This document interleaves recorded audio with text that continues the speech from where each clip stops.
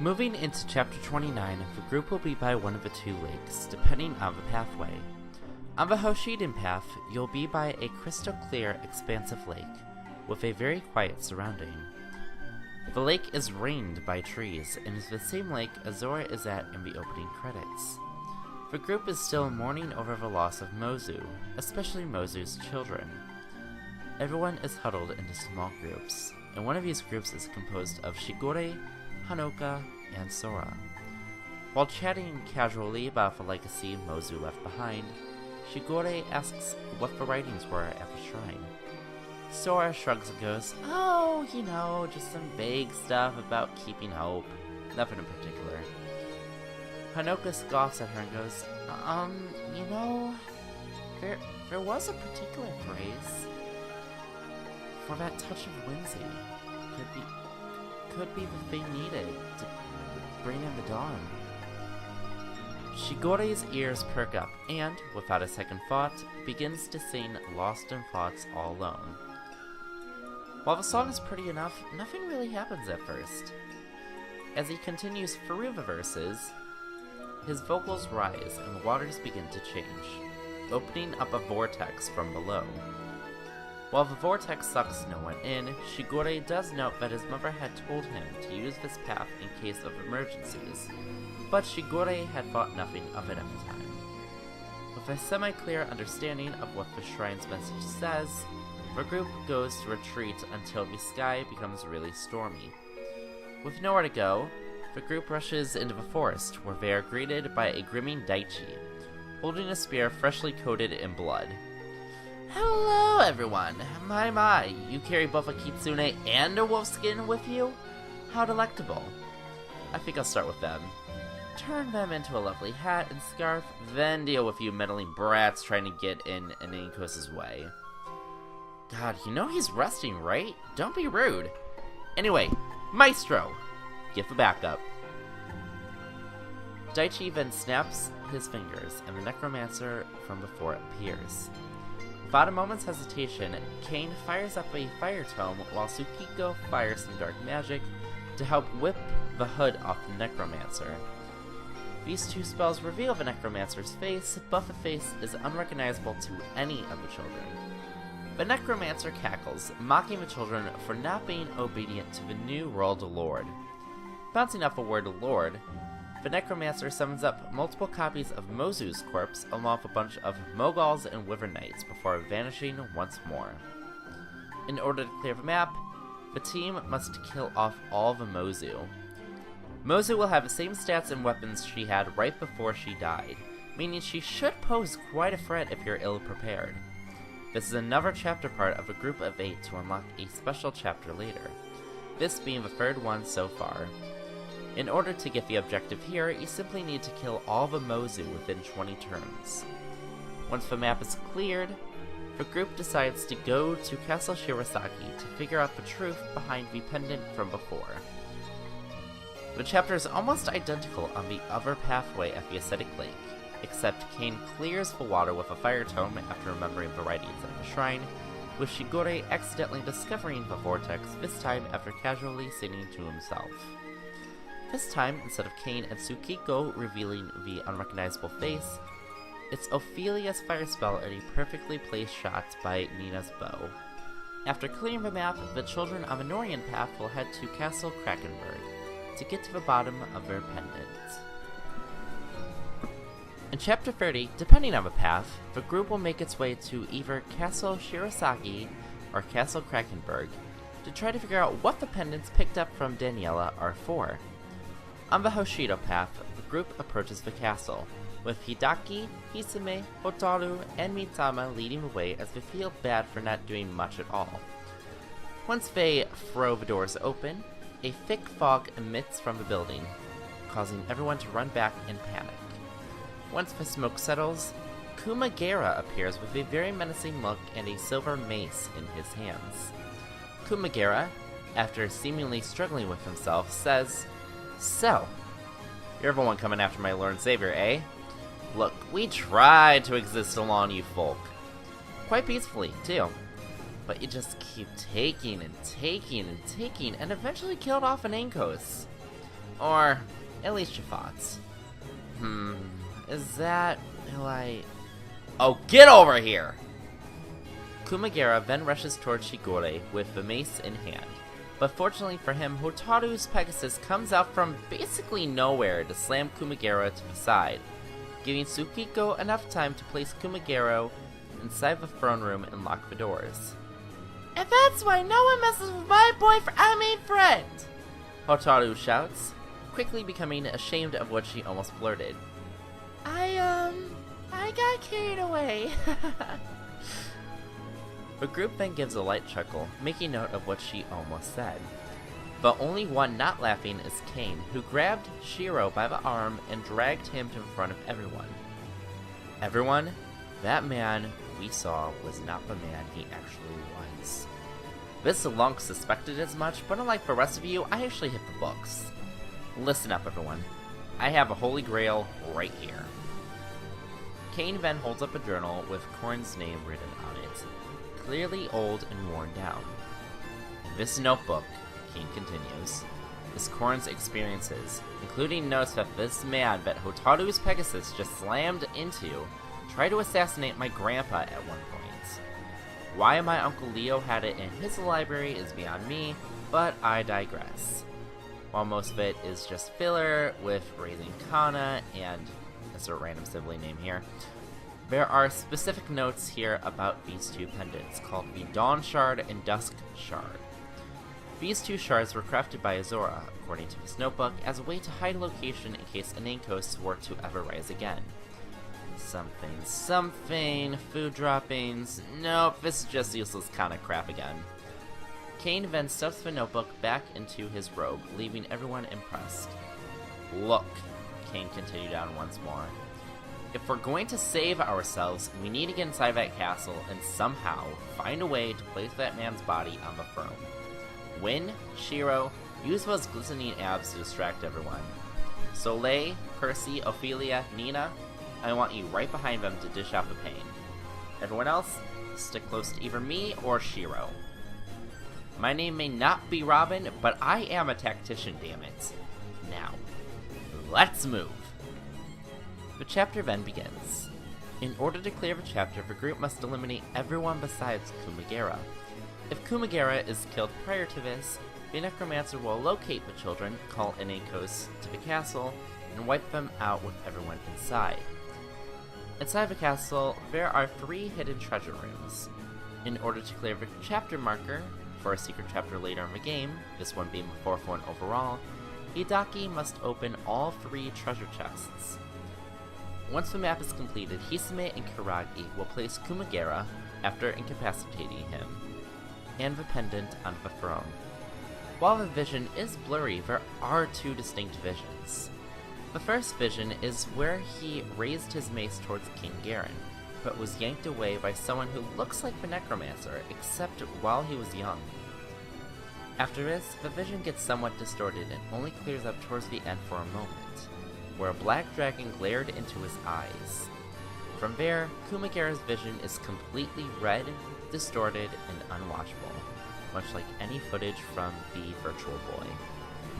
Kumagera then snaps to it and tries attacking Shigure again, but this time Percy comes from behind and slams his own axe into Kumagera's back. Does this mean I'm finally a hero? Percy quips after Kumagera falls to the ground. A death untimely, for one without his own mind, but safety is ours. Mitama writes out loud, while Ignatius drags the body away as to make any conversation less awkward. With all the secrets of Bushido being taken care of, the group decides to make their way towards Nor, and thanks to the lake, Shigure is able to lead the group straight to Vala with some swimming. In Castle Krakenberg, the exact same events occur except for one minor change. Kumagera aims for Kana instead of Shigure. Kumagera is still not himself, Ignatius still drags the body off, Percy still lands a final blow, Kane still has Korn's notebook, and the group also heads to Vala. In Chapter 31, the group makes their way to Vala once more to find everything has changed drastically, with Kana's and Shigore's homes no longer standing and much of the land being scorched. The group decides it'd be best to avoid being out in plain sight, so from the lake they just transported through, the group makes its way through a nearby forest, which Kana and Shigore knows has a second lake on the other side of it. Though things are going fine for a bit, the two stumble upon Lloyd and Lewin, having a major argument while Anankos flies away. While the group cannot make anything out, the two twins shout louder and louder. Then, almost out of necessity, Lloyd takes his axe and slams it straight through Lewin's neck, killing him instantly. While Lloyd is obviously very upset with what he just did, Anankos returns and, with the Necromancer's help, casts a spell on Lloyd to make him the size of a giant, with weaponry to match.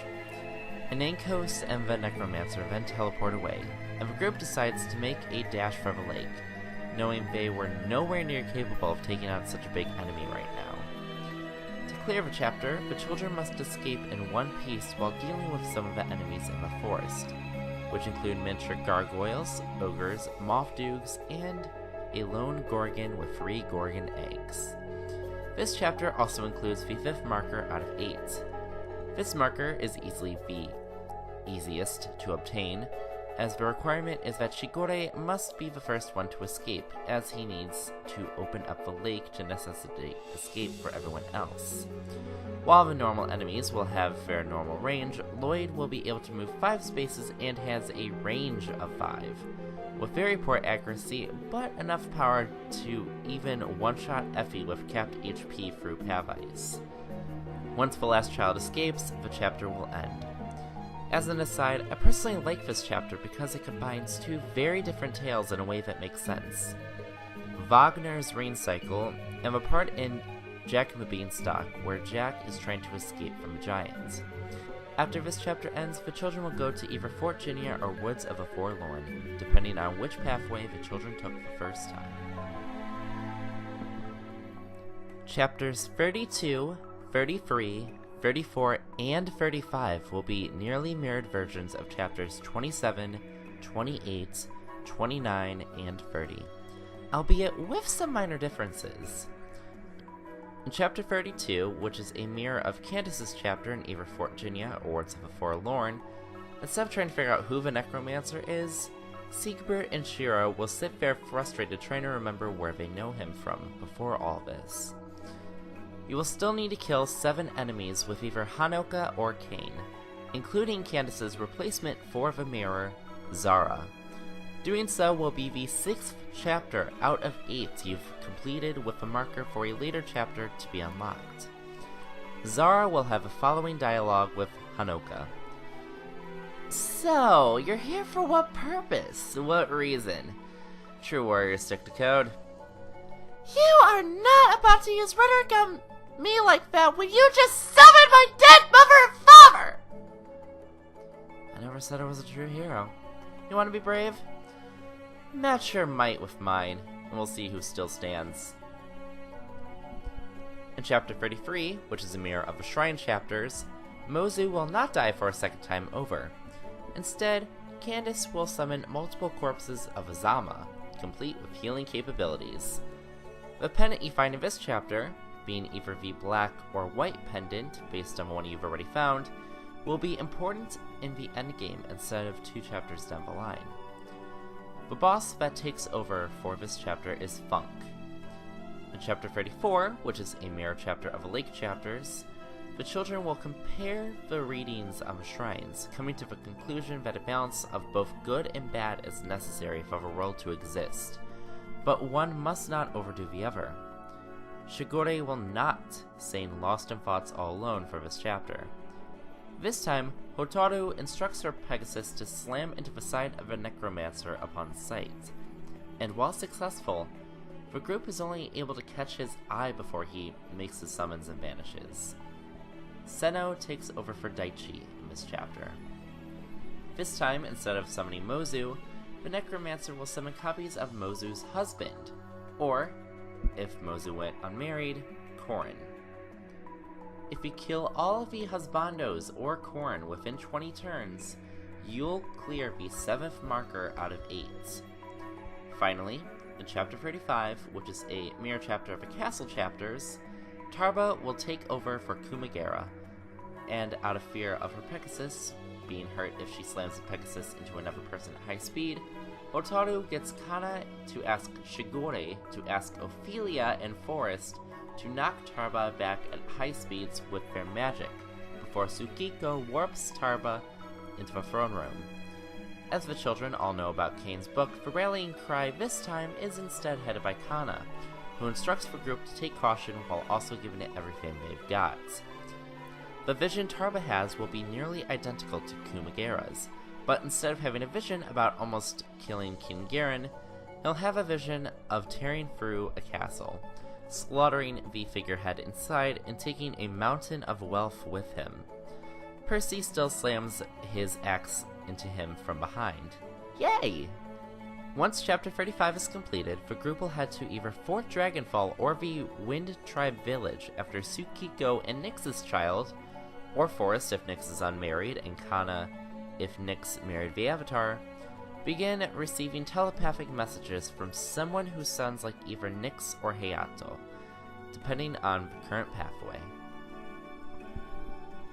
In Chapter 36, the group will make their way towards either Fort Dragonfall or the Wind Tribe Village, based on whether the group was in Castle Shirasagi or Krakenberg in Chapter 35.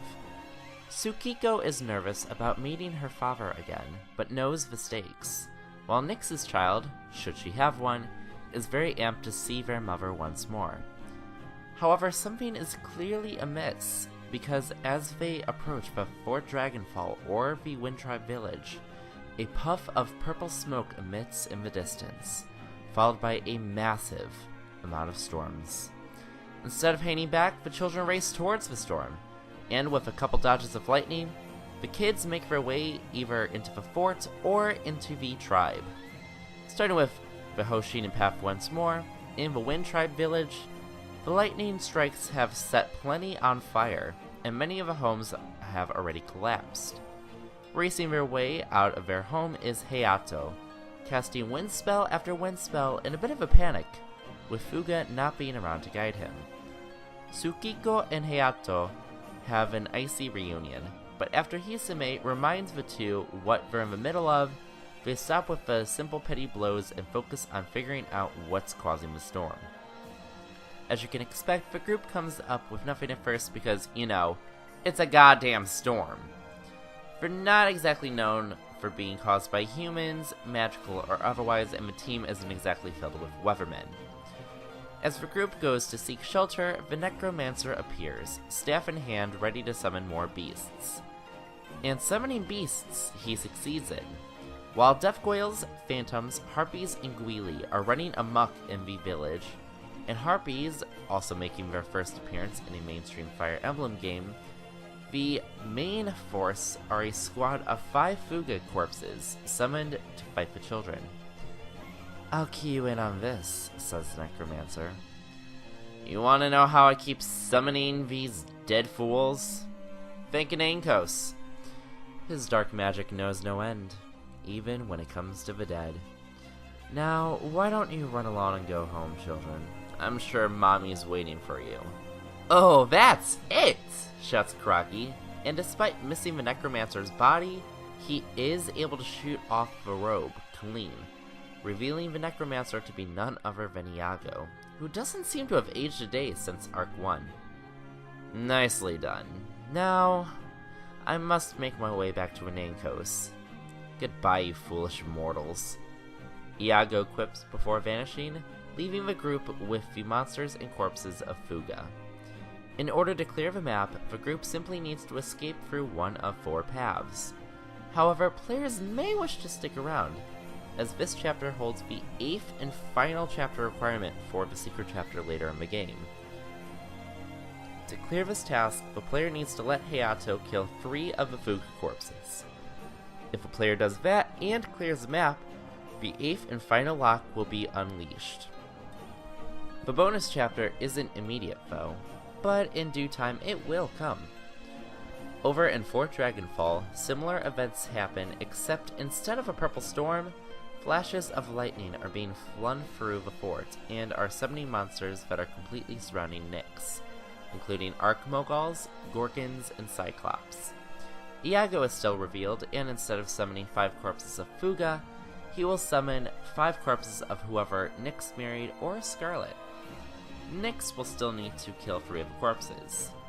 Once the chapter is cleared, on both ends, either Nyx or Hayato will tell the group about Notre Sagesse, and the power it can grant for those that clear it. While skeptical about it working as the Rainbow Sage died 20 years ago, the adults persuade the children to travel to Notre Sagesse. And with that, that's the end of part 7 of a rewrite. With only 1 part to go, we're really getting down to the wire. What's going to happen with Kana, Shigure, and the rest of the children? Where the heck are Dwyer and Sophia? What will happen with Iago? What secret chapter is waiting? Find out the answer to these questions and more in the last part, which should be right around the corner. Massive thank you to Jack the Lightning River for putting this video together for me. Check out his content with a link down in the description. And as always, thank you to the Amino team who made this video possible. Their links are also down in the description. Until next time, my name is Joypals, signing out. No time to waste, but make a peace. It's okay to remove